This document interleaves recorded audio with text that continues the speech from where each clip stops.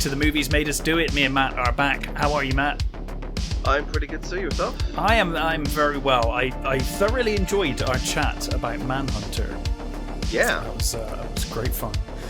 Annoyingly, we finished, and there was a few things I forgot as well. Do you want to say them now? Every time. Well, it was the only thing there was a couple of, the only thing I was really wanting to say was at the end of the movie, Patterson, after he played Will, the character stayed with him. He couldn't get rid of it. That's interesting. I didn't know that. Yeah, so he basically was. I think he was going to be in a play, I think, and he just couldn't get rid of the character. So he basically went to a barber and said, shave my head or something. Yeah, he shaved his beard off, cut his hair, and dyed it blonde. Right, just to lose the character. Just so that he could look in the mirror and see somebody different. Oh, that's interesting. I had no idea. Yeah, I mean, you can kind of understand it's a pretty intense performance. Oh, for sure. Yeah. And it is probably one of those performances that will go, get stuck in your head. I did actually, subsequently, I watched all the other Hannibal Lecter movies. Really? Yeah. Including Rising? No. I saw that I didn't even, I saw that in the list and I didn't realise it even existed. I'm assuming it's fucking awful, but it's got some interesting moments in it, but it's not a good film. No. I just fancied watching the rest because I watched Red Dragon in preparation for watching Manhunter, and I was like, it's been a while since I've watched Silence of the Lambs, and I'll watch a few of those, and I really enjoyed them. I mean, I was again marveling at Silence of the Lambs, like Anthony Hopkins. Although we said he is quite cartoonish in places, it's still a fucking amazing performance. It is a great performance, and I still as hokey and as kind of stupid when you. If you even try to take it apart, it immediately all falls to pieces. It's like, this doesn't work. But I still love that escape scene. Like, it's awesome. Yeah. It's awesome, but it doesn't really work. It's you're not going to get away with this, dude. Like, you're just not. I think that's one of the main. I think we said is when we were talking about Manhunter, the main difference between those two movies is that Hannibal at times is just full on gothic horror. Yeah, almost. There, especially as we were saying when Clarice goes to see him in the dungeon. Yeah, what I mean. It's full on horror. It is, yes. In Manhunter, he's much more human, as we said before. Yes. How did you find the second one? Is it the Hannibal. one with Julianne Moore as Clarice? It was okay. It's one of those. It's one of those things. I think I've only seen that about once, but I love Julianne Moore so much that I think I kind of lean towards that one slightly more than I probably should because it's Julianne Moore. I don't think any of the sequels are or prequels are particularly good films. No, it's just the cast of them that kind of carries those movies. To be honest, the cast is superb. The cast of Red Dragon is unbelievably good. It's just talent end to end. Yeah. And even though it's a pretty average kind of movie, it's elevated by the acting and the cast. I think the only scene that really sticks out to me from Hannibal is the bit where he's basically cooking that dude's brain. Yes, feeding him his own brain and all that. Is it Jason Patrick? Not Jason Patrick. Yeah, it is Jason Patrick. I think it's Jason Patrick. Yeah, I think you might be right. That is a really great scene. Yes, they each have their good moments, But yeah, it was fun. It was really fun to talk about Manhunter, and like I said during the show, it's a movie I don't watch enough. So it was really fun revisiting it. Anyway, we're back to our usual show today, talking what we've been watching. So Matt, what have you been watching? Well, I shall start with Sweet Tooth. Sweet Tooth. So, I know very little about Sweet Tooth other than I hear amazing things, and it has a really cool trailer. So tell me about it. Because you watched the whole thing now, right? I have. I've watched the whole thing. So this is it's a Netflix series. Yeah. And it's based on a DC comic by, now I've just got to find the guy, Jeff Lemire, Right. which I've never read, but I thought I've never even heard of that. And then I saw the art style, and I thought, I have seen pictures of that, so I do know of its existence, but I didn't really know anything about it. Mm-hmm. So this is it's kind of sort of contemporary. It's set in America, and basically at the start, this disease has started killing people. It started killing humans, and it's a full-on devastating disease. Yeah. And meanwhile, while this is happening, women are giving birth to hybrids. So their babies they've got wings, or they've got fantasy elements to them. Full-on animal parts. So I'm assuming these things are connected, or at least the public perceive them to be connected. These two incidents, like humans are dying, yes. and now there are also mythical creatures being born. Yeah, I think some people believe it's obvious, like some sort of punishment or whatever, all that sort of the usual sort of stuff. Mm-hmm. So in amongst it is like any religious group's like wet dream, this situation. Absolutely. Where they could be like, "We told you so." we told you this was coming. Yeah. So while this is happening, a man basically walks into the I think it's Yellowstone Park.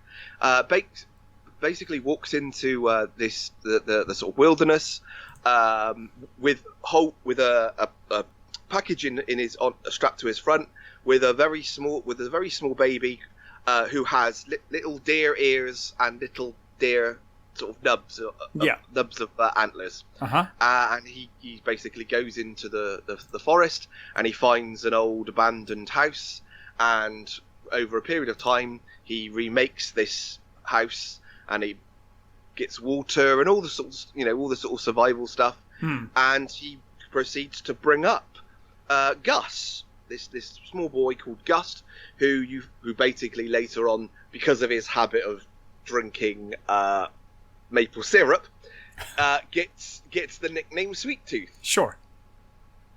So through a series of happenings, he ends up going to find his mother, and falls in with a group of different sort of people from different sort of things, and it's from there it's kind of like a quest sort of thing. It's the going to find my mother quest sort of thing, Okay. It's absolutely brilliant. Honestly, it's there are so many cliche things in it. There are so many things you've seen before, but honestly, they are so well done and they are so well acted. You do not give a crap. It is so brilliant. You've got Christian Convery, who is I think he's 11, who's playing Gus, who is like the sweetest kid you've ever seen. He is like the most adorable looking kid. Like, especially with the ears and the antlers, it's like, oh my god, you're just adorable. He is so adorable. Yeah. I mean, I think he could be an adorable kid anyway. Sure, but you give him cute ears and antlers, and it's like, exactly, you're just so cute. He's got these ears that just sort of move with his emotions. Yeah. And it's just brilliant. It really is. And Anonsu Anzui, who plays Tommy or Jep, he is this ex-American footballer who he falls in with, and he's got this past and that, and he's just this huge sort of hulking guy that Gus calls the big man. And he is brilliant. Is this sort of he becomes his? Well, I don't want to spoil too much, but sure. He basically becomes his sort of his sort of guardian, and along the way, like grudgingly as you see, and then you meet Stephanie Levy Irwin's character, who's called Bear, who is the leader of this group of young people who they're normal humans. They're not hybrids, but they live in this, I think it's like an abandoned theme park, and they each have an animal, like she's literally bear, and all of them all have their own. They've chosen their own animal, and they supposedly help hybrids. Okay, so they're not furries. I was like, are they just furries? No, they're not furries.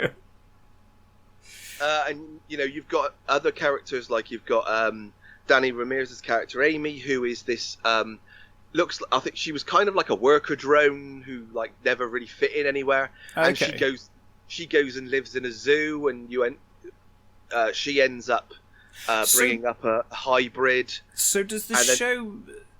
I'm trying to get a feel for the show. So does it just follow the one kid, or is it like an anthology series about different characters? No, it's a full. It's like his journey and the people he meets along the way. I guess it's mostly his journey, but you've got two other sort of, well, three, I guess, if you include the bad guy as well. So you've got Adil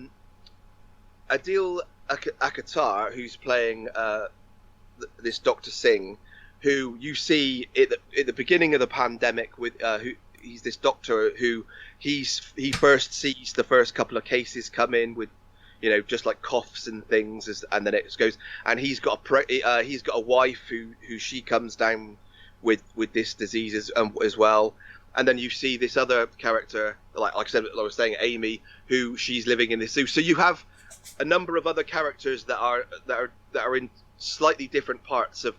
So I think they're all kind of in a roughly similar area, but they're all separate. Okay. And although they haven't all come together by the end, that was probably something I probably should have said. But they've all got separate stories, but they're all sort of linked, if you like. Sure, they all meet each other at some point, or are in some way linked. Yeah, and you've got. It's difficult to talk about a series without going into spoilers, and I can feel you're desperately trying to not spoil things whilst talking about it. Yeah, you've got Will Forte, who's playing Pubba, who's Gus's sort of dad, and you've got this General Abbott, played by Neil Sandilands, who is this he's full on sort of Mad Max General type guy. Awesome. He's in charge of what he calls the last men, and they're basically, because obviously society's completely collapsed. Sure. Everything's gone to complete shit. But these last men, they're full on kill the hybrids. It's like a War for the Planet of the Apes kind of deal. Yeah, it's full on War for the Planet. The last colony of humans are like militaristic. Yeah. The stereotypical American. Exactly that. Yeah. And as I said, it really is. There's lots of stereotypical stuff. There's lots of issues in it. But as I said, it's so well acted, so well filmed, and really well written that you don't give a crap about all that. I just completely went with it. What was that movie? It reminds me that movie we watched. Well, I think we both watched it separately and then talked about it a couple of probably about half a year ago with the post-apocalypse, and the guy goes to meet the girl. He lives in like a vault colony. A couple of weeks back. Love and Monsters. Yeah, so that was full of cliche, but just charming, and it just worked, And I guess getting the similar feeling from this, where it's like it's all the cliches, it's all of that. But there's just something about the acting, the visual style, and also there's nothing wrong with a movie I'm going to talk about later. Literally, it retreads so many films that have come before it, but in the same way, it does it in a really entertaining way. And if you like that kind of thing anyway, it just kind of works.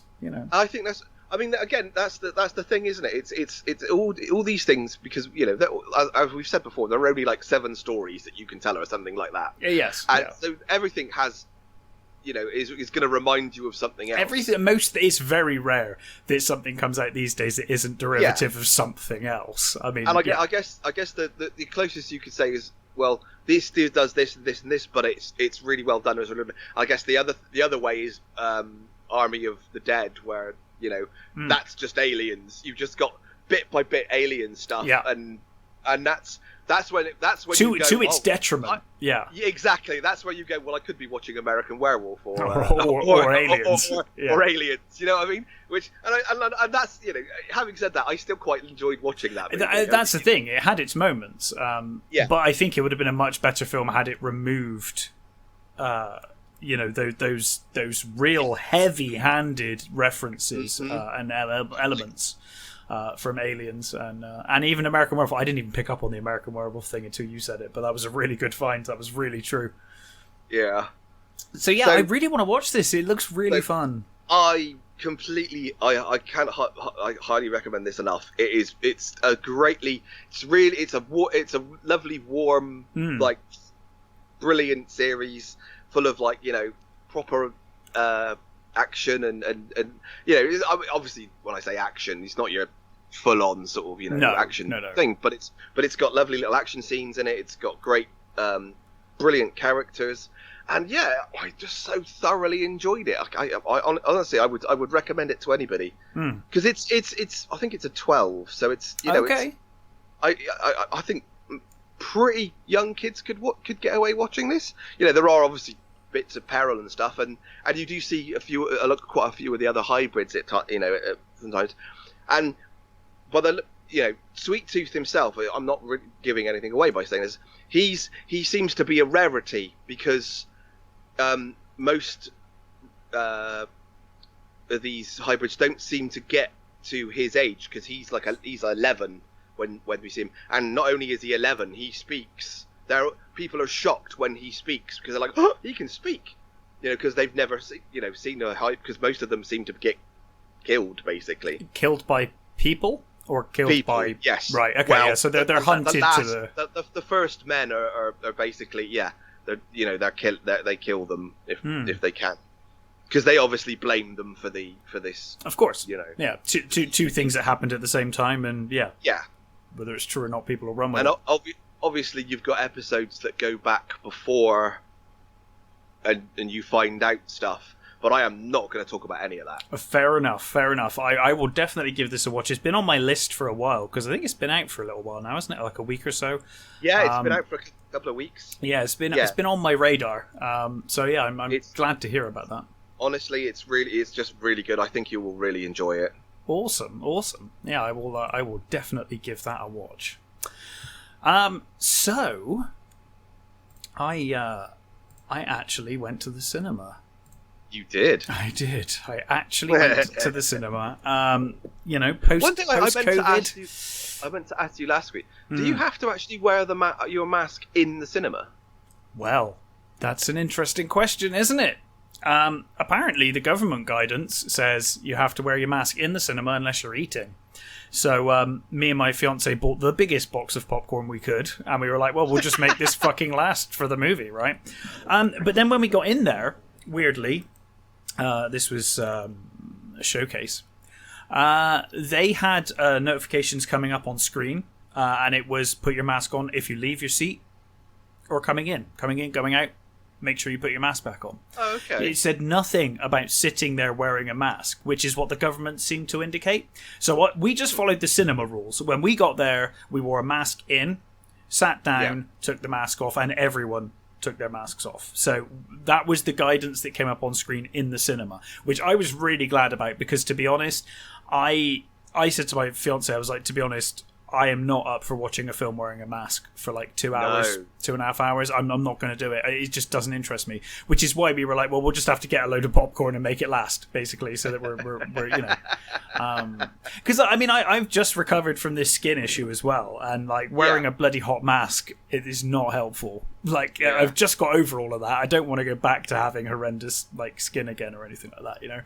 One of the worst things for me is I wear glasses, so it's when I'm going around the supermarket, I got to adjust them just the right sort of like near the end of my nose so that I'm not misting up all the time. My fiance had the same problem. She took a temporary job during the pandemic to work in co-op, and she had the same problem, or like glasses steamed up all the time. When I wasn't able to go out in direct sunlight without parts of my face being covered, I was wearing a mask that covered my neck and the lower half of my face from my eyes down, and sunglasses, and those sunglasses just steamed up immediately. It was horrendous. You can't even see where you're going. I really feel for people wearing glasses as well. But certainly Showcase, they were happy for us to wear a mask in, but once you're sat down, it was spaced out sensibly. It was fine. So it was packed as Okay. well. It was absolutely packed. Obviously, given that there were spaces needed. Yeah. But there were more people in the cinema for this than there were in, like, I couldn't even tell you the last time it was that busy when we were going pre-pandemic. So, having said that, we do tend to go against kind of trends, which is probably half the reason. Yeah. We were watching other things while people were watching Marvel, so it kind of, like, it's like we tended to go and there'd be like some massive movie on, and I'm sure if we went to see Avengers Endgame, instead of, I can't remember what we watched that day, but I remember we watched something. Greta was what we watched that day. We went to see Greta, and it was like, I'm sure if we were watching Endgame instead of Greta, it would probably be quite busy. But no, it was really busy. That just goes to show you that people want to get back to the cinema. It sounds like Quiet Place 2 is done massively well. Yeah, so it's really all sounding quite positive for a return to cinema. It's people want it, clearly, and that's great. But no, we went to see The Conjuring, The Devil Made Me Do It, the third in the primary Conjuring series. Obviously, there is the extended universe with Annabelle and the Nun, and I think even La Lorna was like part of it, kind of vaguely. I think you're right. Yeah, I think so. I think it's because we watched. I heard that. Yeah. Yeah, well, we watched La Lorna, and like, I'm sure if I remember rightly, because I've only watched it the once in the cinema, but I'm sure that there's a moment in that movie, it's completely unrelated, and then all of a sudden they just mention Annabelle, and you just see a picture of Annabelle. It's like stock footage of Annabelle, and then back to the movie, where it was all like, oh, it's all tied into this curse and Annabelle, and then it was like, oh yeah, there's the doll. I can't remember. It was probably like a throwaway line, like, oh, I have some friends who have investigated things like this called the Warrens, and then shot of Annabelle, and then cut back, and it's like, okay, cool. So it's connected, but like as tenuously connected as possible. But yeah, so they've done the Nun, they've done all of those, and this is the third in the Conjuring series. Paul is a great fan of this series. I don't mind them. I think they're fine. And all of these sort of ones, they all kind of muddle in my head, so I can never remember which ones are which. I know I've seen the first one. I think I've seen the second. So the first one is kind of follows the exploits of the Warrens, Ed and Lorraine Warren, who were real people and allegedly really, dealt with possession and aren't they all like stuff. famous cases, aren't they? Yes, because the second one, isn't that about the English one? The Enfield haunting. Yes, that's it. The Enfield haunting. Yeah, and the first one is about some witch demon thing. I can't remember what it was, but it is a famous one. Yeah, it follows Ed and Lorraine Warren, and obviously it's a very dramatized version of events, if those events were ever true. They're not my place to say whether they were or not, but this is obviously not. This is like crazy, crazy stuff. So this one, I thought was it's fun. It's a fun movie. I would say if you're into your scares and stuff, not really a scary movie at all. It's got what I would say were a few moments that might scare people. I didn't think once there wasn't a moment really when I was really creeped out in this film. The start, I was kind of annoyed at the beginning, if I'm honest, at the very beginning, because it does it's like, oh, remember The Exorcist? Here's a shot of the priest turning up, and it's almost identical to the priest turning up in The Exorcist. Oh, no. Okay, like you're now like referencing maybe no. Like you're referencing a film that's in my top 5 films of all time. Like you're in dangerous ground here. You do not do that. No, not the fucking no. What? And especially when your exorcism is then like a CGI fest of it's like really. That's like the most arrogant thing you can do is to sort of go. It's almost like you're saying, "Oh, this is as good as that." You're not. You're never going to be The Exorcist. Like, just fuck don't. off. Really? Don't do that. Totally. No. But that is just the opening, and then we get past that, and it was fine after that. But that was probably the bit that made me like roll my eyes the most, was that opening bit. I was like, oh, for God's sake, what are you doing? Don't reference The Exorcist, like, unless you're making an absolute masterpiece. Trying to do The Exorcist. Probably not for the best. No. Even if you're making a masterpiece, it's probably not the best thing to invoke The Exorcist. Yeah, absolutely. But the setup for the film is that Ed and Lorraine are investigating this case. It's a case of an 8-year-old David Glatzel, I think, something like David Glatzel, and his family. And this 8-year-old's become possessed by a demon, and they're there investigating when it's clear the demon's here, and they're like, oh my god, we need to get rid of it now, and they call the priest in, and they try and do the exorcism. And the demon's really powerful, and it starts fucking the place up. It grabs Ed and causes him to have a heart attack. Okay. And then during this struggle, the kid's sister, her boyfriend, called Arnie, he basically says, like, take me, leave the kid alone, take me instead, during this exorcism. And of course Ed witnesses the demon transport into Arnie, but then he has a heart attack, so he's out of commission for however long that is, a couple of days, I guess, and he's taken to hospital. Everyone else thinks the exorcism's complete because he completed the lines or whatever, or seemed to. Yeah. And I presume the kid's all right now. The kid is fine. And then a couple of months later, basically, Arnie ends up killing people. Or a person. He kills a person. And as a result, he gets arrested. And then it's this court case. And it follows the court case where he's basically in court for murder. While Ed and Lorraine, recovering Ed and Lorraine, are obviously convinced, oh, it's the demon, and we need to prove to the court that it was actually the demon. I think I saw a clip of Lorraine at the lawyer's office, I think, or something. And they're kind of arguing like, well, you always swear on the Bible, so why aren't you accepting the existence of the devil? Yeah, if you accept the existence of God and stuff like that, and so it becomes,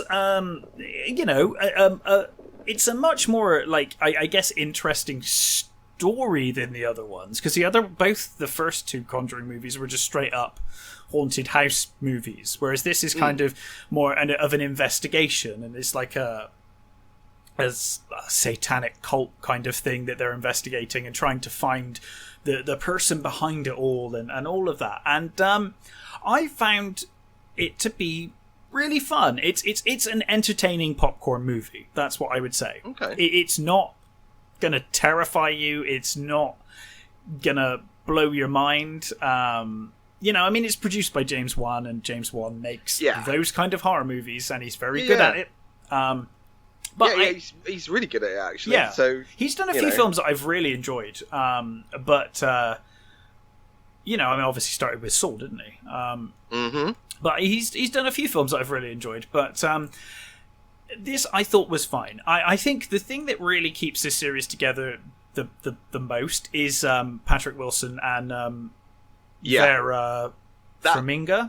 Farmiga, yeah. Farmiga, is. Those two are so good at playing this couple, and they're so believable as this couple. They're really likable as this couple. They kind of always drive these movies for me, and I think that's why the spin-offs are less interesting to me, because I actually really like the duo. Yeah, they're such great actors that exactly. You want to watch them. I think that's probably why I haven't bothered with the others, to be honest. Sure. Yeah. I haven't seen Annabelle or Laura or Annabelle Creation or Annabelle Comes Home or The Nun they're fun. I mean, they are what they are. And they're, I think, at this point in the series, you know what you're going to get. But this one did do something slightly different in that it wasn't just the haunted house. And it was a more interesting story for me than the other ones, where it was like, oh, there's this court case and they need to kind of try and prove that he's innocent. And, and I gather it was, it's obviously quote unquote based on real events. Yeah. I'm assuming the real event being that some guy called Arnie murdered. Yeah, exactly. Somebody killed some murdered people his landlord. Yeah. Tried to prove that he was demonically possessed. Yeah, and the Ed and Lorraine Warren were there, or are, you know, at the very least, real people. I've seen YouTube videos. Yeah. They do exist, or they did. Well, I think they were the real Lorraine was, I think, a consultant on the earlier ones. I think she died a year or so ago. Yeah, she died recently, didn't she? Yeah. Because I remember seeing documentary during the pandemic of the kid from Amityville, the actual kid from Amityville. Yeah. And he was kind of discussing his life after Amityville and how it affected him, and what he thought of his adopted father and all that kind of stuff. And it was quite an interesting documentary. But he met Lorraine in that, and I was like, okay, and that was quite recently. So I think it was only recently that she passed away. But a very entertaining movie. It's obviously clearly not. I mean, it's based on real events, sure, but by the end of the movie, you're like, this is not fucking. This did not happen. This is, you know, it's so ludicrous by the end. You're like, okay, even if demonic possession's real and that, fine, but if this happened in a prison with police officers watching, I'm pretty sure we'd know about it. You know, it's like, I don't think so. But very entertaining, an entertaining popcorn film, and I would recommend it if you like the other ones. You know what you're getting here. You know what you're getting here. So it was fun. I was just excited to be back in the cinema, and and like I said, these are of a quality, and if you like those kind of movies, it's fine. It's a good popcorn film. Yeah. So what else have you been watching? So I will go with The Devil Below. The Devil Below. This is what I almost saw myself. Yeah, so this is a Netflix film. I don't know if it was originally a Netflix film, but it's on Netflix at the moment. It's apparently originally called Succum Hills, which I think is actually a better name, but I mean, it's a terrible name. But The Devil Below, I think, is not a great name either. It's cliche-ridden name, isn't it? Yeah. So it stars Alicia Sands, Aidan Conto, Zachary Avery, Chunza Uchi, Jonathan Sadowski, and Will Patton. So that was kind of what clinched it for me. It was like, sure, oh, go on, I'll watch it. It's got Will Patton in it. What the hell not? So this starts out with Alicia Sands' character, Ariane, who is I guess she's sort of she's a sort of fixer sort of thing. Not exactly a fixer, but people hire her to sort of sort out expeditions. Sure. So she sort of leads sort of expeditions into mountains or whatever, and she does all the research to where they're going and all that sort of thing. And she's basically been hired by this guy who supposedly he is the like head geologist at Oxford or something, and they are going to find this place called Succum Hills in like rural America, which was a mining town. Okay. And at the very beginning, you see Will Patton is he's like the head of this mining town, and something comes and grabs his son and takes him away, sort of thing, and then you go to this Ariane character, and so she turns up with this guy and it's like this group of people. They're all like experts in it. Like one's a techie, one's a security guy, one's a religious scholarly type thing, and they're basically going to this it's like supposed to be an abandoned town, sort of with this abandoned mine, and one of the characters is this sort of religious guy who says that, it's similar to this one in Russia where they drilled down 8 miles and they heard these sounds, and he plays this recording of like gers and R's and all that sort of stuff. Yeah. Like, what is that? And it's like, it's the devil and all that sort of stuff. Okay, yeah. So basically, they're obviously the biggest bunch of dickheads.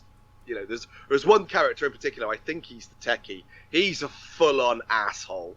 He completely is a complete dick, and he's completely unlikable. And most of the other characters aren't great either. Right.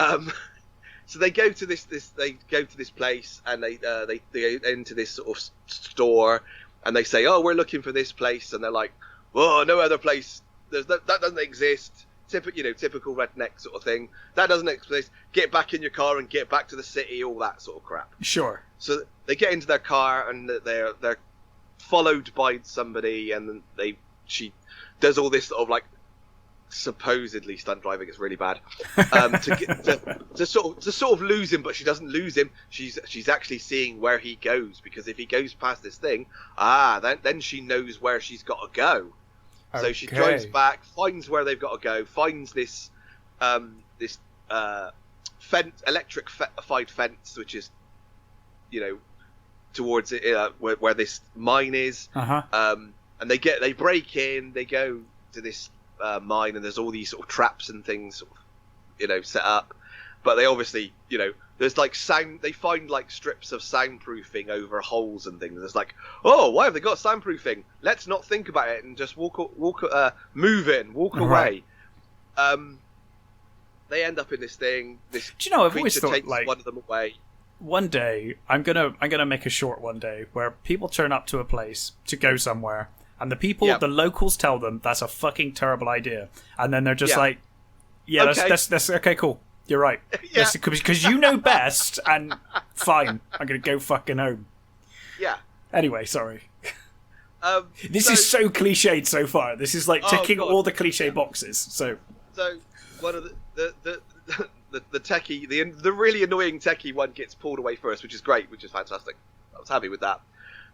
They go down because they're climbers, or she's a climber and stuff, and you get all these stories about previous things, and all. Will Patton turns up as obviously he comes back as he's like the head of this town, and they've basically they go up, they've got this patrol set up, and they keep people out, and they keep and there's a bit where she asks them why hasn't they just like told the military and stuff, and he's like, well, who would believe us? The military wouldn't believe us, no one would believe us, so we decided we're gonna. It's like, no, you've got evidence. You have the bodies of these fucking Gribblies. And actually, the Gribbly, the monsters are actually quite cool. They're quite well done. It looks, the poster one looks kind of cool. Yeah, they're quite sort of cool things. So they're like, subterranean. They're attracted by noise, all that sort of stuff. Right. Okay. Here's where it. This movie is not a good movie. I got the impression from the way you were talking it wasn't going to be good. It's pretty badly acted. The dialogue's for the most part awful. There was one piece of dialogue from this old guy, which I thought was really sweet and was really good. But that was the only line. I'm actually going to spoil this line. There's this bit where they're sort of surrounded by the Gribblies, and this old man takes off his coat, and he puts it on this sort of on this truck sort of part of the truck, and he says to him, "Oh, I'm gonna sort of like make a diversion." He says, "Tell my wife that I didn't ruin my best coat," and off he goes. It's like, I really like that line. That was a good line. Yeah, that was a really sweet line. But other than that, the dialogue's awful. Even Will Patton, who sort of like he's the only genuine actor as far as I can see in this movie. Sure. He's sort of like walking through it, and he's just fine. But it's just awful. It's not a good movie. I mean, it's not the worst thing I've ever seen. It's not it's not a truly terrible horror movie. And I suppose I would say, if you want to spend, I don't know, it's like an hour and 20 minutes or something. If you want to spend an hour and 20 minutes just watching a relatively naff horror movie, then yeah, why not? Go for it. Just, the creatures are quite good, so there's that, and there's a little bit of tension when they're being chased from time to time, but there are so many moments where they're sort of, there's one bit where they've got away from them, and they sit down in the caves, and they start having a conversation. It's like, why the fuck are you sat there having a conversation? Yeah, why not? These things are attracted to fucking noise. You're in a cave. Your voices are going to carry all the way through this fucking cave. They're going to find you in a matter of minutes. Did you not watch Tremors? Exactly. Remember Tremors? Or The Descent, Or The Descent. well, Oh. I was thinking The Descent as well when you were saying about this. I was like, this is like, again, The Descent is a fucking masterpiece, and they're just going to be like, okay, yeah. I don't think you're going to be up to Descent levels of quality here, guys. No, this really is not. It's like I said, it's a bad movie, but it's an all right horror movie at a push. Yeah, sure. Yeah. If you want to watch, if you're really stuck for something to watch and you fancy a horror, you could do worse than this. Yeah, fair enough. But you can do way much better. yeah, sure. Ah, fair enough. Yeah, well, I'm not sure I'll be catching that one, but maybe one day. It's on Netflix. If I find myself at a loss, I'll give it a watch. But The Devil Below. Well, I have watched one other film that I can think of. If I've seen other films, then I've forgotten them. They can't be that important. So, and that was Nobody. Okay. And yes, starring Bob Odenkirk, and very much against type for Bob Odenkirk. I don't know if you've seen the trailer to this movie. I have, yes. Yeah, I was going to say it's been plastered all over the internet for a while. Yeah.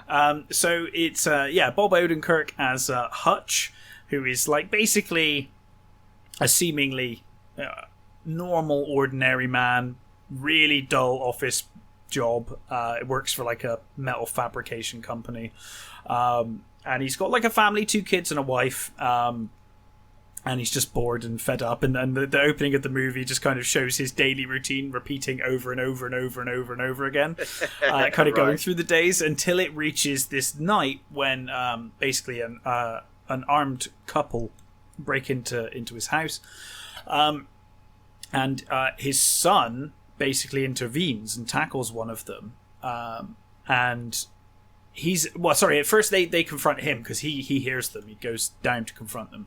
They pull a gun on him and he doesn't react. He's very calm and he's just like, okay, take what you want, just leave. But his son gets involved and tackles one of them to the ground, which causes them to pull the gun on him. I think the woman, I think he tackles the guy and then the woman pulls the gun on him. And Hutch walks up behind him with like a, I can't remember what it is now. It might have been a crowbar or something like that. And he ready to kind of hit this guy over the head or hit this girl over the head. And then basically decides not to. And his son sees it. And basically they end up taking stuff and leaving. His son is like so disappointed in him. He's in a very unhappy relationship. Like his wife's kind of done with him, and everyone's kind of done with him. And his kid now, his kid now hates him. Basically, his kid's like, "You're just a coward. Like you could have literally hit that guy over the back of the head, and we could have taken him out, and you chose not to."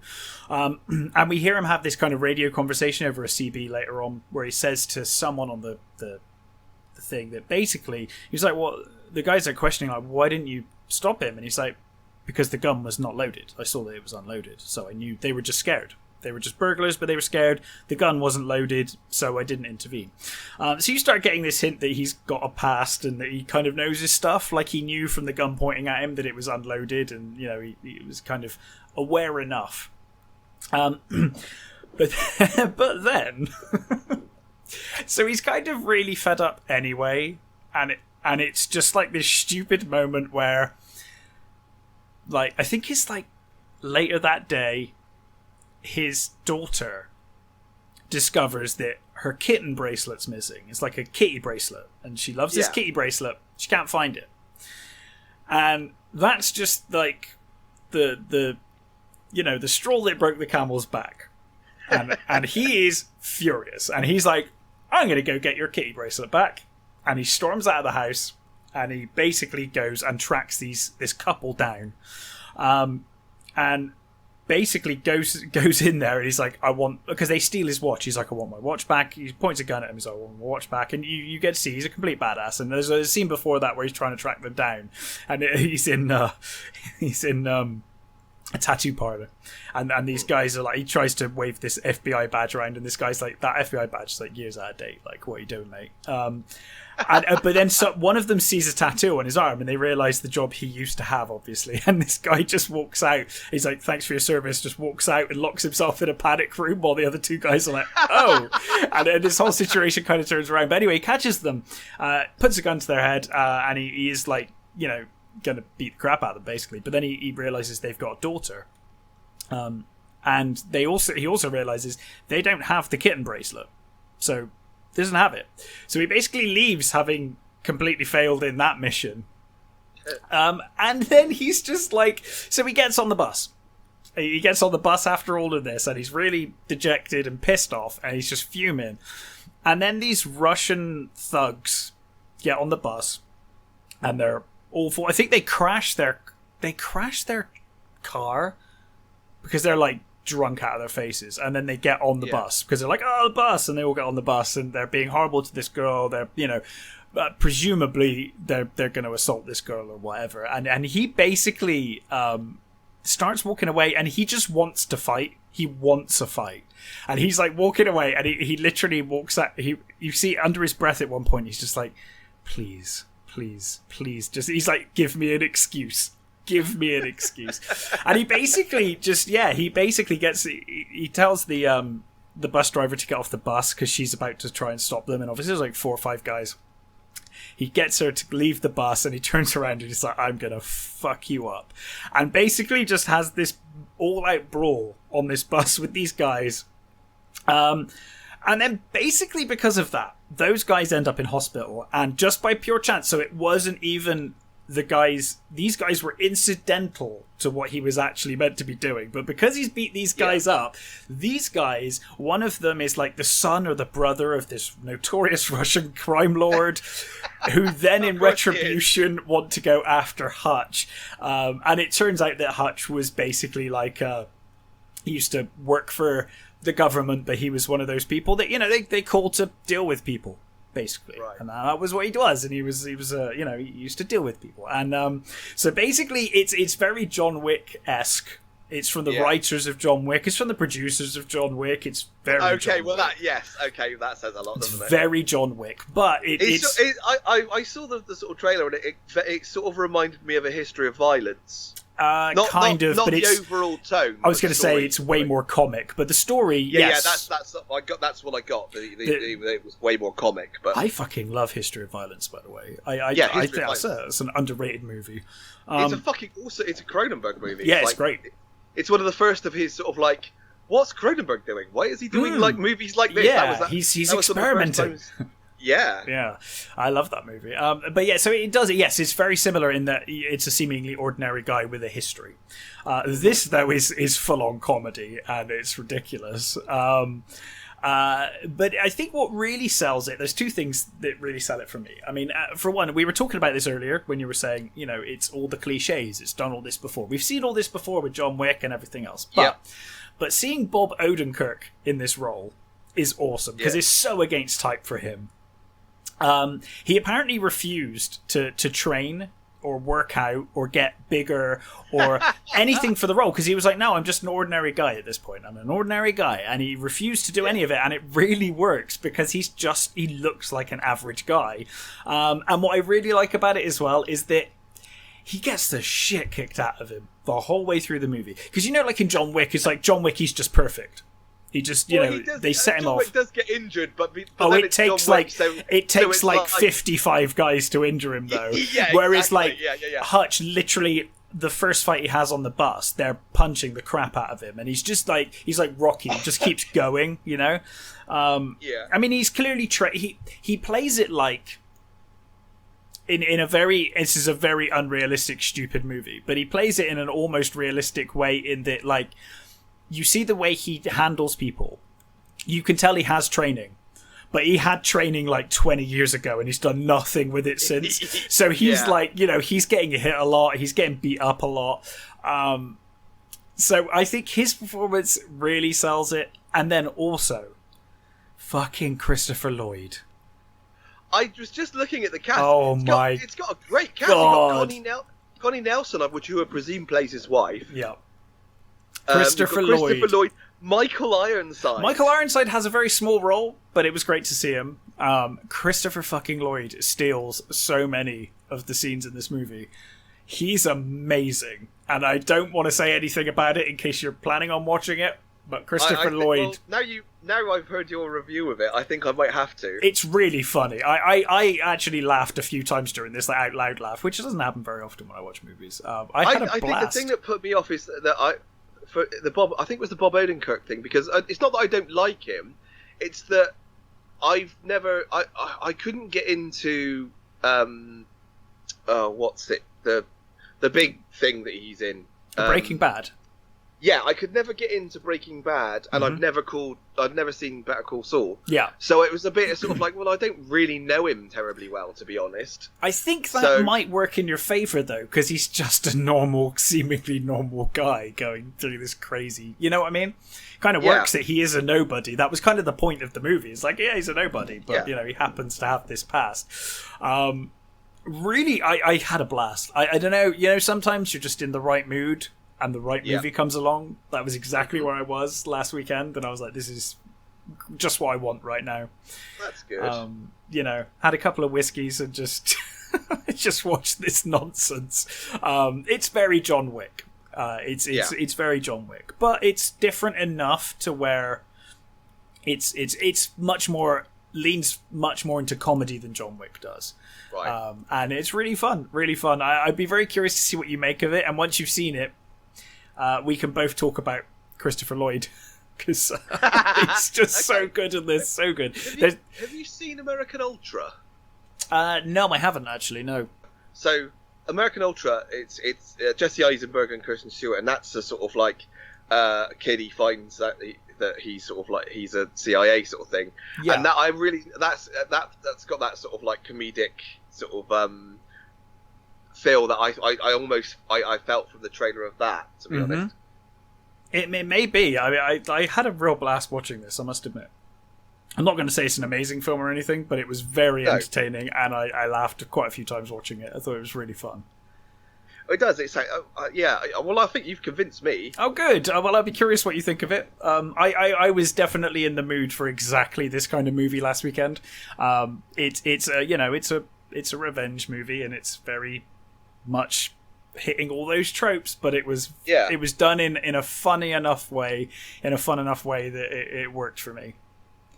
And I do think Bob Odenkirk really is like, he really sells the movie because he is so against type, and it's so like weird to see him doing this stuff that it really works. It really does. Cool. So, what else have you watched? So I will go for The Outpost. The Outpost. Yes. Now, this is a film. This is on my list because this looks really cool. Yeah. So I think this on the thing, it's got 2019, but I think it came out last year. But I'm not sure how wide it came out last year. But it might have hit like usually when it's that, it's probably hit like a film festival. Yeah. In like 2019, and then got released in 2020. It was released on Amazon, I think, last week. Okay. So it's directed by Rob Lurie, who previously had done a few sort of bits and pieces that I've not really seen. The only thing I know that I've watched that he's directed a couple of episodes of was Hell on Wheels. Do you know, that's a show I desperately need to watch. I haven't seen the last couple of episodes. I've seen bits of it, and it looks so good. It's really good. It's really, honestly, it's really good. It's I would say it's almost as good as Deadwood, but but Deadwood's league of its own. I mean, you saying that as someone who knows you and how much you love Deadwood, that is high praise indeed. It's almost as good. It's almost as good as Deadwood, I would say. It's a really good series. Okay. Sometimes it sort of loses its way with certain bits, but it's a really good series. This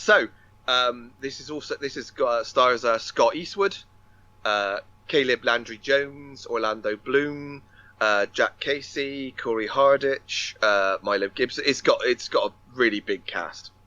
So this is the based on the true story of Outpost Keating. during in 2009, I think it's 2009. And basically, this was an outpost in the mountains of Afghanistan, on the Hindu Kush, and this outpost is a fucking awful place. This is not somewhere you want to be. Yeah. No, it was apparently somebody called it. It should have been called Outpost Custer, which tells you Jesus, everything. Okay. Exactly. When someone calls the place you're going to Outpost Custer, I think I'll turn around good, right there. Yeah, I don't think so. Well, actually, I guess which side am I on? Well, yeah, exactly. Yeah, that's true. So this fucking place, it's basically like it's in the mountains. Yeah. But it's completely surrounded by them. Oh my god. Okay, so it's literally like a kill box. Yeah, it's completely. I have no idea why the fucking military would put a place like this. It's almost completely undefendable. Right. It's an awful place, and at the start, you've got a new group turning up which has got Scott Eastwood and Caleb Landry Jones. They're basically turning up to this this outpost. And basically, they've got their mission there. Orlando Bloom is their commander, and their mission there is it's the whole win the hearts and minds of the people. You know, you go and you go over, you talk to the people. You know, you offer them money if they lay down their arms, and if they talk, talk about the Taliban, tell them where the Taliban soldiers are, all that sort of stuff that you hear that they did out there. And Orlando Bloom, he seems to be a pretty good leader. He goes at one point, they go to meet the elders, and he goes in, he takes off his vest and his gun and his helmet, and he goes in to talk to them like that. He's trying to win over these guys, and he's that's what we're here for. He's got that. And meanwhile, they're attacked on a daily basis. It's a complete grind. They're constantly. It's the usual, lull, fight. It's that awful place. Awful, things, boredom, and it's just the worst combination of things. Yeah. It's and not spoiling and not trying to spoil anything, but they go through a series of commanders, let's say, right, through different things, mostly not good. Is it? If you're losing a commander, it's not it's good, probably not good. No. So, the movie's kind of done in chapters, and each of the chapters is the name of a commander. And through a series of, events, they kind of know at some point they're going to get attacked. They're going to get attacked, and lo and behold, they get attacked by hundreds of Taliban fighters. Right. And it's literally, Alamo, Rorke's Drift stuff. It's a few soldiers against a fucking they're done for of people. Yeah. As far as I'm aware, this was like the most highly decorated American action ever for one small group of people. This movie is fucking brilliant and pretty brutal from the sound of it. It's obviously doesn't have a massive budget, no, but it has enough that the firefights themselves are done where you don't know what's going on. It feels like there is no sort of flashy heroics like in in a lot of war films that we do love those war films. Obviously, we love those bloody war films. Of course. But this is a much more grounded, these feel like real fucking soldiers. This feels like real, how a real battle goes. The smoke and you can't see where they're coming from. Mm-hmm. There's things exploding all around you. There's stuff being thrown up.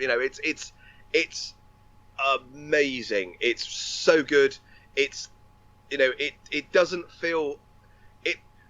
The great thing about this movie is, one, it's a full-on male-driven action movie which we haven't seen for a while. Mm-hmm. It's got it's got the whole sort of American soldiers doing what they do. It's against the Taliban, which could be a horrible sort of cliched war movie. It's not that. It's a real fucking down to earth action. I mean, it is an action movie. You can't deny it.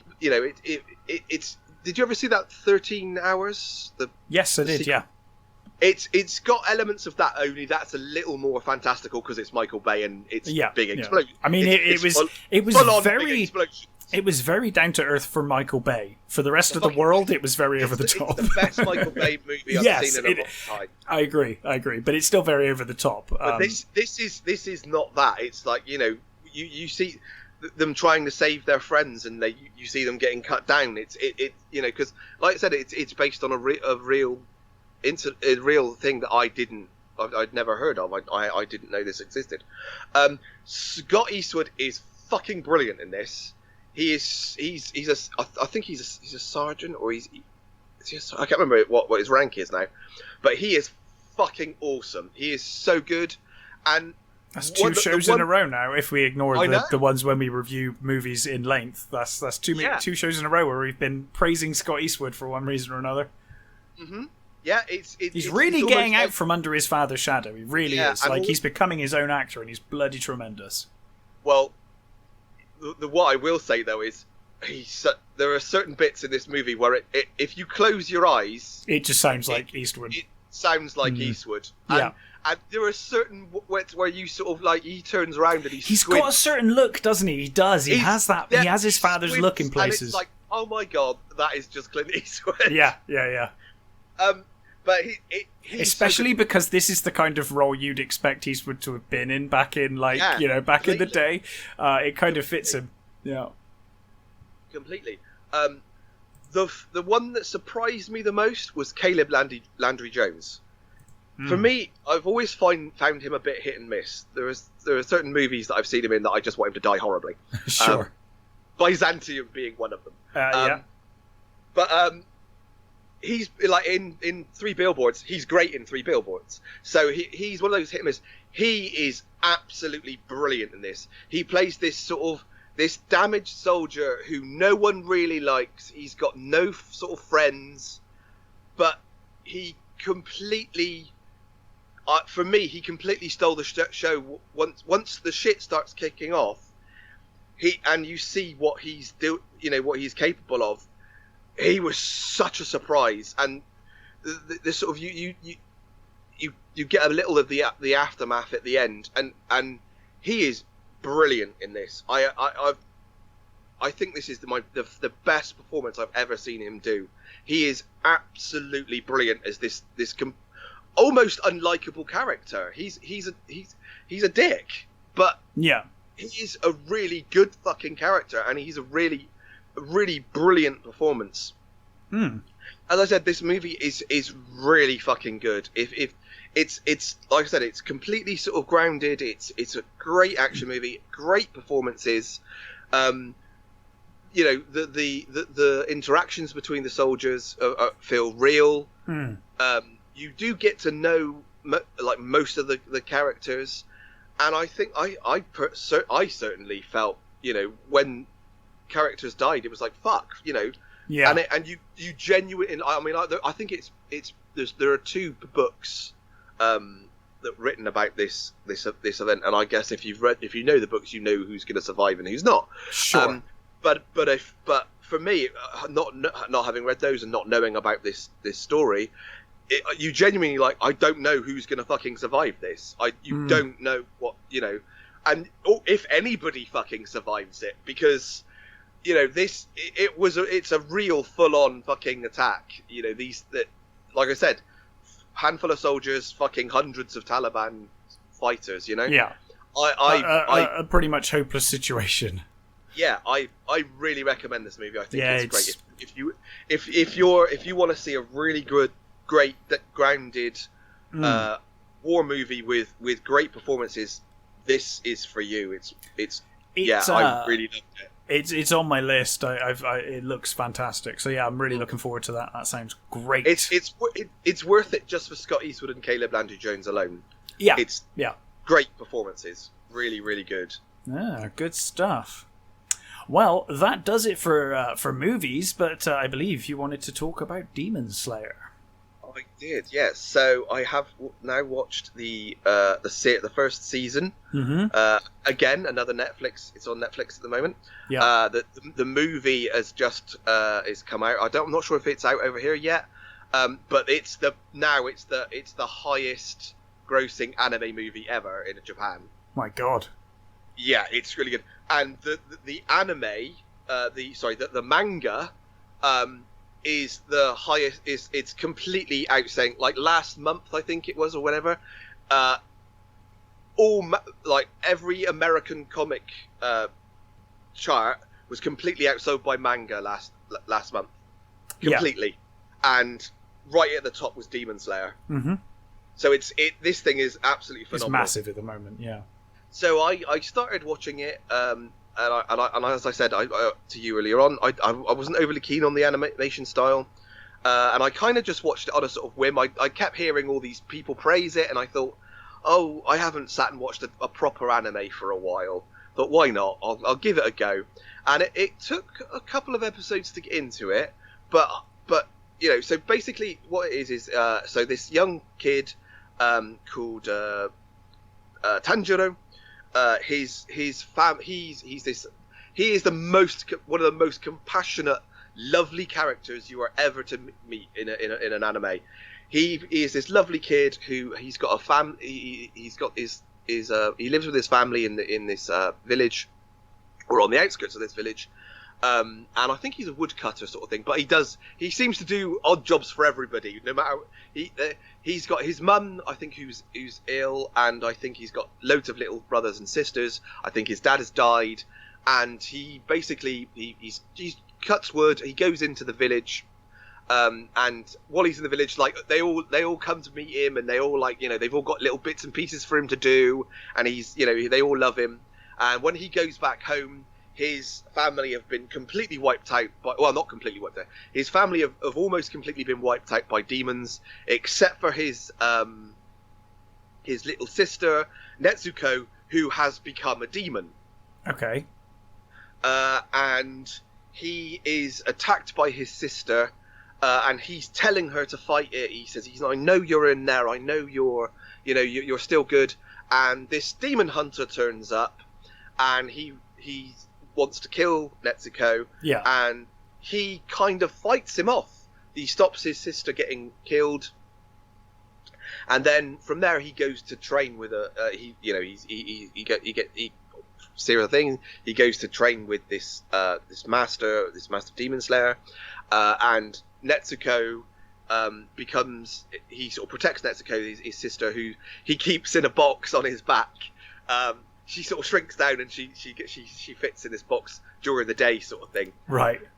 This is a fucking great anime. I absolutely loved it. I've had that. As I said, I've had the personal recommendations from like 2 people. You're the third, so yeah. Yeah, it's again, it's got a lot of the cliches that you find in anime. Sure. But and it will push your tolerances for certain character. There's a certain character, I forget his name. Zenitsu, I think it is. He is one of those sort of lecherous, cowardly characters. Okay. And he does a lot of screaming and crying, and he pushed my patience. Right. Really did. But he's a full on, that's one of those anime character tropes. He's and at times he becomes very tedious, but the main character, he is so lovable. He's so sweet. And what I love about this is these demons that they're fighting, they've been turned by this particular demon who has 12 demons underneath him, sort of thing. He's this, the demon slayers have been trying to find this guy for years. And what you see in this is because of Tanjiro, the way Tanjiro is, he has sympathy for these demons.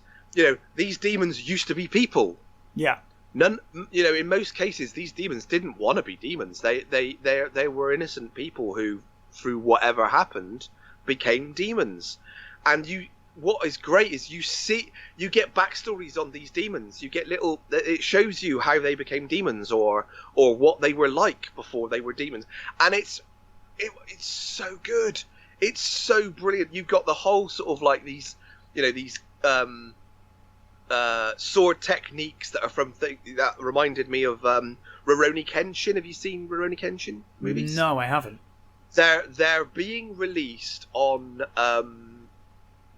Netflix, I think, this week. Okay. There's 3 of them.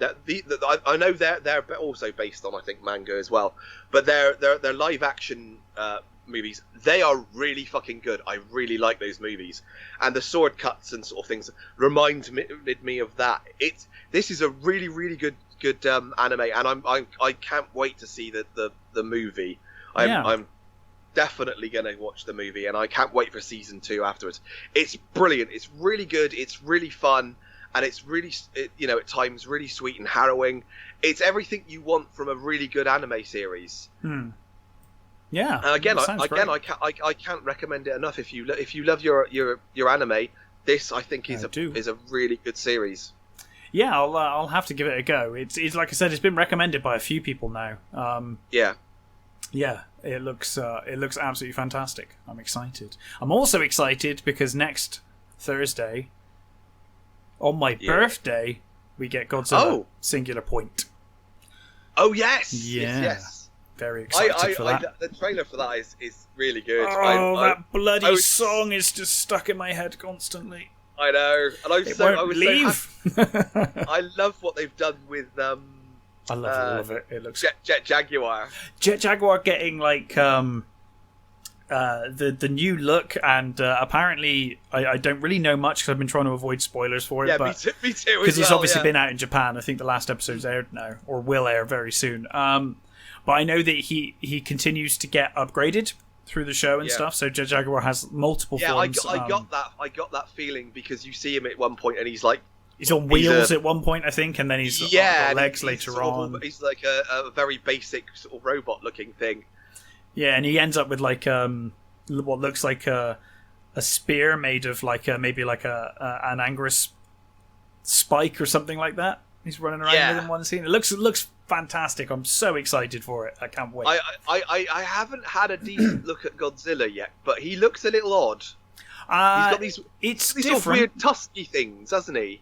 Well, yeah. I mean, the first Godzilla, 54 Godzilla, had big fangs, and it seems to be kind of doing that, but way bigger. It's like they're huge. Yeah. I'm gonna wait until I see it. It almost looks like he's got more tusks. Yes, yeah. It's hard to tell from the images I've seen. Like I said, I tried to avoid spoilers. Same here. Yeah, I didn't want to look up anything just in case anything got spoiled. So because in the trailer as well, the trailer's kind of interesting. I'm not sure if they're going to do. I'm wondering whether there's going to be multiple forms of Godzilla. In the same way that now that they've done Shin and Shin was so big, I'm wondering if they're going to do that. The trailer kind of made me think, maybe. I thought a similar thing. Yeah, I thought that too. But I'm very excited to watch it. I can't wait. And it comes out on my birthday, which is great. I'm like a huge Godzilla fan. I'm like, awesome. My birthday is like Godzilla Singular Point. So yeah, I'm very excited for that. But I will definitely be watching Demon Slayer because it does look very, very good. It is. It's really good. I really enjoyed it. Yes. So that's about it, I think. Yeah, so a few little bits and pieces. Yeah. So Hiroyuki Sanada and Bill Skarsgård have been added to the cast list for John Wick 4. Yes, you can't go wrong with Sanada. So yeah, the cast list for that is getting better all the time, isn't it? It really is. Yeah. I mean, we've already got Donnie Yen turning up in it. So yeah this no word on any of the characters yet, but I'm hopeful, and so far they've been great. So yeah, I've really enjoyed all of them. They're fun. I have. Yeah, looking forward to that.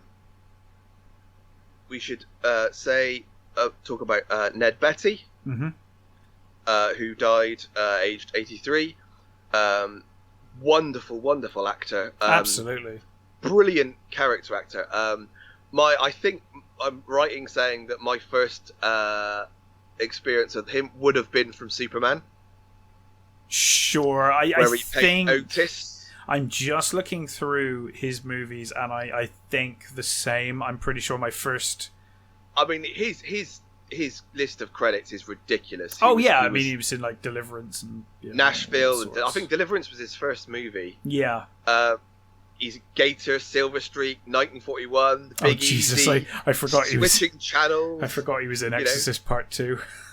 Yeah. You can't win all of them. Toy Story 3.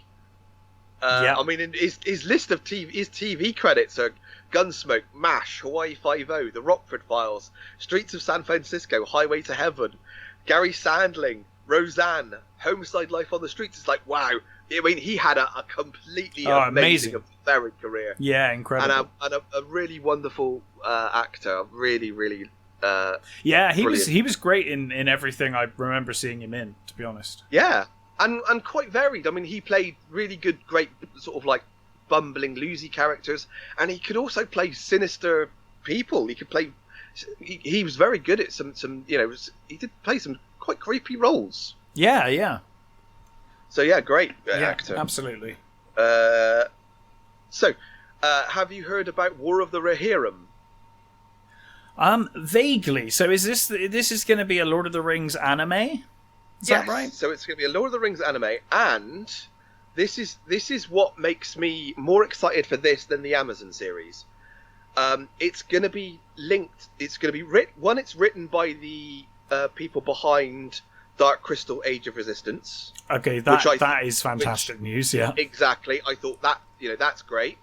And two, it's going to be actually linked to.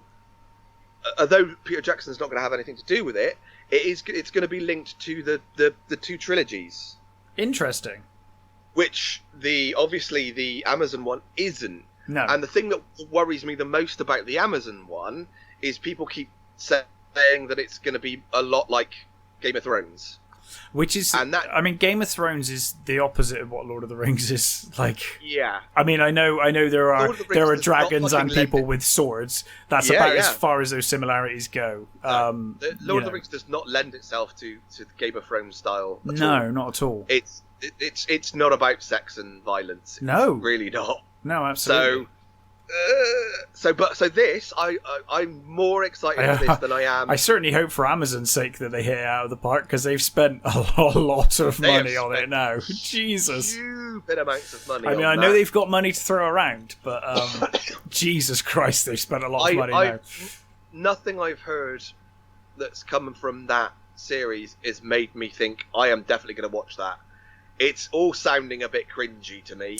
It's worrying. This sounds interesting though. This sounds interesting. Yeah, it's gonna be based on how Helm's Deep was created. So it's gonna be set. See, that's a cool story, right? Yeah, it's gonna Helm Hammerhand. It's gonna be the legendary king of Rohan. It's gonna be how he basically fought this war and how Helm's Deep came into being. So that really sounds fantastic to me. It really does. Really, you've got my interest, especially when they're linking it to the Peter Jackson stuff. That's really cool. Because even just visually, it's just nice to have more in that universe. Yeah, exactly. I think that's the good thing with that one is it's if you're linking it to that, you've already got like a palette to use. You've already got armor and characters that you can use. Which I'm completely on board with. Yeah, absolutely. Yeah, that sounds really fun. So Brian Fuller for Blumhouse is going to be doing a reboot or remake of Christine. Okay, that could be fun. Yeah, I mean, I love Christine. I do. It's great fun. Yeah, I have a lot of love for Christine. Let's hope that he doesn't get pushed out again, like he has been on so many of his things. Yeah. But I like Fuller. I like. I mean, the first season of American Gods is great. Pushing Daisies, what I loved, and he worked on Voyager and stuff. So I'm kind of looking forward to this. Actually, even though I've loved the original, I think if they do it right, they could do a really nice movie with that. I mean, I've most of the remake of Kerry wasn't great, and a lot of the other ones haven't been great. But King has had quite a resurgence lately. Yeah, and there have been some genuinely great King adaptations. Absolutely. Recently. So yeah, I'm actually quite hopeful for that one as well. Yeah, I'll certainly give it a watch. Yeah. So now this one I found this one seems like a double-edged sword to me. So they're going to be doing a prequel to Master and Commander. Right. So, in my opinion, I think Master and Commander is a masterpiece of a film. Master and Commander is fucking excellent. I love that film. Oh, everything about that film. I have very, very little, if anything, to fault about that film. I think it's absolutely tremendous. I mean, it didn't make enough money. I think it made something like... It made like 200 million from a 150 million budget. Did you see it in the cinema? I did. Oh, dude, right, because that film, more than any other film, the fucking sound in that movie. Hearing when they're below decks, you could hear people running across the top of the deck, and God, it's just so immersive. It was incredible. Such a good movie, man. The sound design on that is amazing. It's my favourite Russell Crowe movie. It's my absolute favourite Russell Crowe movie. And he's done some great movies, but Master and Commander is stunning. Oh, I don't know, but honestly, thinking about it, I think I might have to agree with you there. Oh, he's done some great movies. I don't want to say he's got a great career, but that film is just so good. Honestly, I think I might have to agree with you. I'm going through his movies. There's a lot I love, but I think I might agree with you there. Master and Commander. I wish it would have made more money. I wish more people would have gone to see it. Because it's such a great movie, and I'd love. There are a lot of books, so it would have been great to see. They could have completely continued it, but so this is going to be based on, I think, the first book, which is kind of how Aubrey and Maturin met. Okay. So I'm guessing they're going to be. I mean, it's been bloody years since Master and Commander came out. Oh Christ, nearly 20 years ago. Yeah, it was a long time ago. Yeah. It came out in 2003. So I'm guessing they're not going to be casting. I wouldn't have thought so. Bettany and Crow. But I mean, the thing is I'm kind of happy about this because it would be nice to see those characters again. Yes. In another movie. Is it meant to be a prequel to Master and Commander the movie? Or is it just a series of its own series of films? But I don't know. I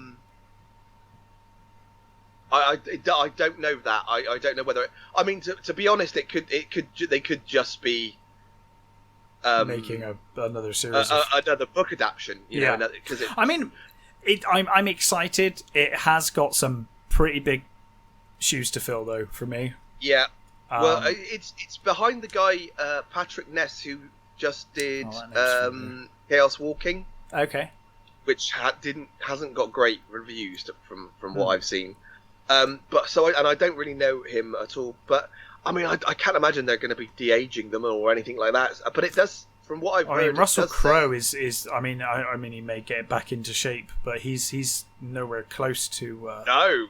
The shape he was in, so I don't know that you could really make it work now. What I love about him is he's like he like owns a football team, and he seems to have almost like not exactly retired, but he seems to be taking it a lot easier now.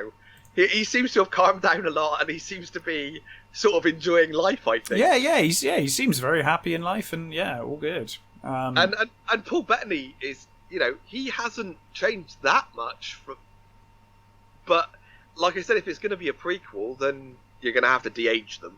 Yeah. Oh yeah, for sure. I mean, I don't really for a minute think they're going to be in it, but it does make me, it does make me interested. I am interested. I'd love to see those characters again. Even unfortunately, if it isn't, that director and those. Oh, he wrote a Monster Calls. That was quite good.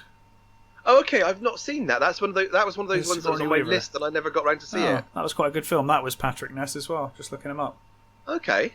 So maybe. I mean, we'll see. I'm cautiously optimistic. Right. Cool. So just a quick one. You've seen the Neil Blomkamp trailer for Demonic? Looks great.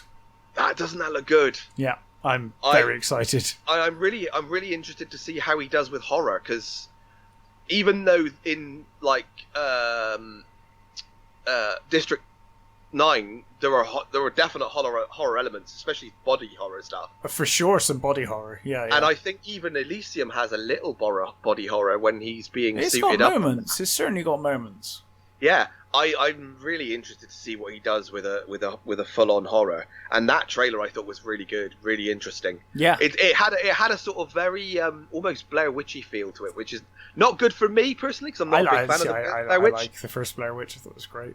But I like the idea of the obviously a computer program and some sort of Gribbly going around. So I was very interested in that. I thought that was a really good. It looks trailer. Tremendous. Yeah. And the other trailer I saw that I thought was interesting was Pig. Yes. So it's Nicolas Cage's new one, and it kind of. So basically, he looks like he's a guy living in the woods, who used to be a chef, and he's got a pig who is a truffler. And it's obviously his best friend sort of thing, and some I can people see where this is going. Yeah, exactly. Some people come in, they steal his truffler, and then he has to go back to the city, as it were, to try and find out who stole his pig. Mm-hmm. And it looks kind of John Wicky, but it also looks like an incredibly cool, intense. I mean, he doesn't really do anything but intense, I suppose. You could say, some would say, but. I think it looks like a really good Cage performance as this damaged chef who has to go back to the city sort of thing. I thought it looked really interesting. I think some people will be put off by the fact that it looks a bit John Wicky, but I'm completely on board. It looks great. I'm watching the trailer now. It looks really good. Yeah, and I mean, the last couple of movies I've it looks well shot, actually. Yeah, that's what I thought. I thought it looked really beautiful. Yeah. There are some really stunning little shots when they're in the forest, and when some of the shots in the restaurants and things look really, really good. And I like the feel of the there's one particular shot of a woman giving him a hug, and it looks really good. I thought it was a really nice shot.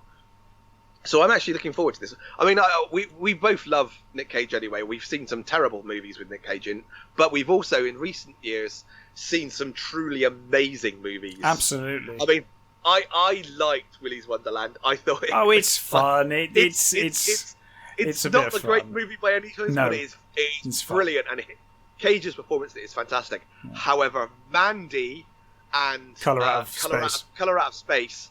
Those masterpieces. Movies are fucking awesome. Yeah, they're great. I mean, Mandy was my movie of the year. Same, I think. Like 2 years ago, or I think it's like 2 years ago now. And I think Color Out of Space was my movie of last year. So yeah. It's I think he's sort of coming back with these great roles again. Yeah, he really is. He seems to be makes me really happy. It seems like he's making it feels like he's made his money. And he's just doing the movies he wants to make now. It seems like he has tremendous taste in movies. So, it's all good. I mean, the thing is obviously he made some terrible decisions, and he went broke. And so I'm hoping now he's financially secure, that he doesn't have to make shit movies anymore. That's my hope. Yeah. So I like the trailer, and I thought it looked. I'm totally on board. Yeah, I'll definitely absolutely. give that a go when it comes out. Yeah, for sure. And I think that's it for now. Great. Well, we will be back next week with a movie. Not sure what yet, but I've got a few ideas, but I haven't quite decided on the right not one. on the yet. short list yet. So we will find out. But we'll be back next week, and until then, stay safe, take care, and we'll catch you next time. Bye.